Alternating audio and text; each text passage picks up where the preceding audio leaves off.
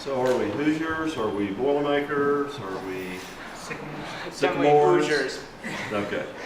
Um, and Butler almost did it, right? Yeah, almost. But not quite. Been here before, so we're gonna get right to it. I expect this to be a lively exchange and a lively discussion. There's a lot here to talk about. I'm sure you're going to share a lot of your thoughts with us, Judge. Excuse me, my name is Steve Levinson. I'm a retired state Supreme Court Justice from Hawaii. I'm Hank Chambers. I'm a law professor from the University of Richmond. My name is Jerry Bass. I am a district judge from the state of Oklahoma. Done that for about 15 years, and together with my esteemed colleagues, we have about a total of 11, 12 years worth of experience here at the Nationals, and we truly enjoy this experience and are amazed by you folks that have studied so hard for this. And just one little more tidbit of information. I was born in West Lafayette, Indiana.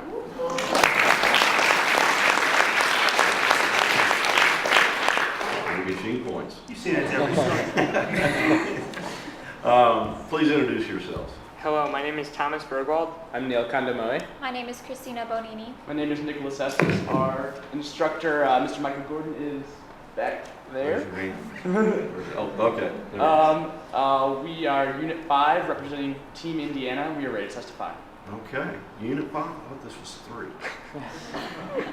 We get that a Okay, lot. you're supposed to laugh at the We get joke. that Okay. All right. I've used that all day today. Relax and have a good time with this. We need procedures, and this is question number 3. We need procedures that translate the values of the Fourth Amendment with its warrant requirement into new technological context. Do you agree or disagree with this claim by a legal scholar, and why? What values are inherent in the Fourth Amendment, and why are they important? Some scholars argue that government can use surveillance data collection and data mining technologies for good purposes, such as keeping America safe from terrorist attacks, preventing crime, and in delivering social services. Do such uses outweigh possible negative uses? Why or why not? And you may begin. May 11th, 2006. The National Security Agency, or NSA, created a secret database containing tens of millions of domestic call records that they data mined to detect possible terrorist threats against national security. The Fourth Amendment stirs an intense debate between the fundamental values of order and liberty. This is a debate that only intensifies with a world that is growing with technology and shrinking with globalization. This is not a new debate, as the framers enacted the Fourth Amendment to protect against house searches, and a balance must be discovered. The key word in the Fourth Amendment is reasonableness, a factor that changes with time and place.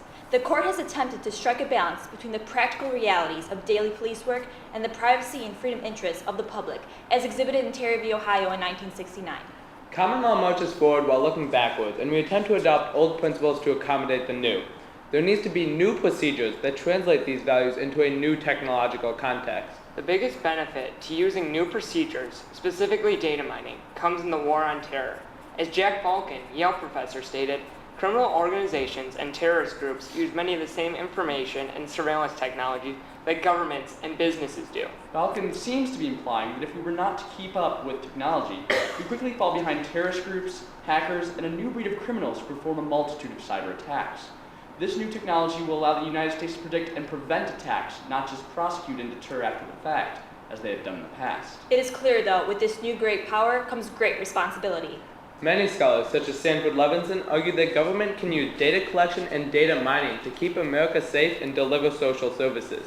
Because the Fourth Amendment focuses on reasonable searching and seizing, however, it places few limits on collection and analysis, including data mining. This is similar to Google's new Latitude program, where one can use a digital map to pinpoint one's exact location. Furthermore, because of the close relationship between government and businesses, who are not restrained by constitutional limits, governments may effectively buy personal information from private parties. A second danger of this national surveillance state is that traditional law enforcement and social services will want to use these new technologies for everyday use. For example, Britain uses CCTV cameras, which automatically recognizes recognizes and stores license plate numbers, then adds them to a central database. As Professor Balkin goes on to say, the more powerful and effective our technologies of surveillance and analysis become, the more pressure government will feel to route around warrant requirements and other procedural hurdles so that it can catch potential troublemakers more effectively and efficiently before they have a chance to cause any harm. The best way to guard against abuses with this new technological oversight is to have the legislative branch, rather than the judiciary, create all the primary investigative rules, according to law professor Orwin Kerr. Congress has done much more in the past to regulate technology. They have expanded on Supreme Court decisions, as in the Wiretap Act, which all but supplanted the Katz v. U.S. and Berger v. New York decisions. Congress has also created new legislation. For example, the Stored Communications Act protects communications stored by third parties, including ISP records. We agree with Madison, though, as he states in Federalist 51, that ambition must be made to counteract ambition. We should set up a system of checks and balances with technology. The best way to control the watchers, then, is to watch them as well.